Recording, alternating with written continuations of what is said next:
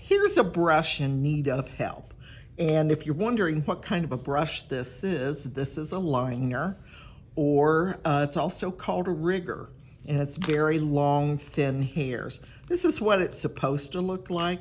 This is what it looks like. And for whatever reason, it may have been in a case, it may have been rolling around in a drawer. Things can reshape them, and you're not even aware of it until you pull them out. And a good way to fix that is to take bar soap, maybe put a little water on your finger so that you're making a paste with that bar soap. You know, I've kind of got a paste there, maybe a little bit more. And then reshape your brush. Now it's coming along a little bit, but it's going to take a little more coaxing. Get some more. You can actually use hair gel for this too.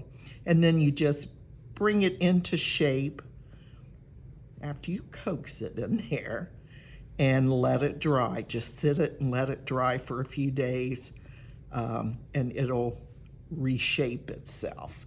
Then you'll want to just rinse the soap or the hair gel off, or actually you can use ox gall too, which is used as an additive to paint.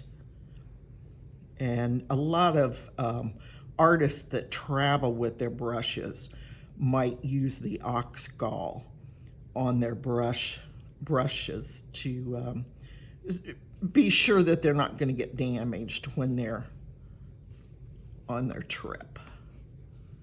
And you'll notice too, if you buy a new brush, it's stiff. This one's stiff. See how stiff that is? Oh, there, it kind of broke through. And what you need to do is just, when it's brand new, just take water and it dissolves it quickly. And there you are. It's ready to use. That's still got a little bend in it there, so I'm going to work with that a little bit more. A little patience, I guess, is what you need to. But it's worth trying to save your brush.